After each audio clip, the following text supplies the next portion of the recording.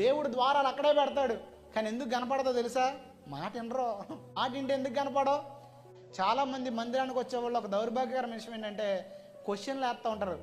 క్వశ్చన్లు నువ్వు ఎవరి దగ్గర అడగాలి తెలుసా? టీచర్ దగ్గర అడగాల, లేదా మనుషుల దగ్గర అడగాల, దేవుడి దగ్గర అడగకూడదు. ఎందుకో తెలుసా? ఇక్కడ ఏమీ లేదు, కానీ ఆయన పలికితే సృష్టి కలిగిద్ది అక్కడ. అది మన దేవుని గొప్పతనం. ఆయన ఒక నోటి మాటతో సమస్త విశ్వాన్ని చేసిన వాడి దగ్గర మనము క్వశ్చన్లు అడగడానికి బంద్ చేయం. ఇది ఎలా జరిగిద్ది, అది ఎలా జరిగిద్ది, నా లైఫ్ ఎలా బాగుపడిద్ది అంటే ఖచ్చితంగా బాగు చేయగలిగిన దేవుడు ఉన్నాడు, ఆయన ద్వారా బాగుపడిద్ది. ఇప్పుడు మనం ఏం చేయాలి?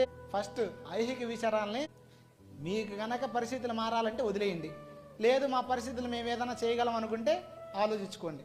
ఇవాళ నుంచి కనుక ఆలోచిస్తే మీ పరిస్థితులు అట్టాగుంటాయి. ఇవాళ నుంచి కనుక మీ విశ్వాసం దేవుడి మీద ఉంచి ప్రార్థన చేయండి, వదిలేయండి.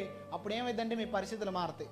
రెండవది, దేవుని కన్నా మనం దేన్ని ఎక్కువగా, అది మనుషుల్ని కావచ్చు, దేన్నైనా కావచ్చు,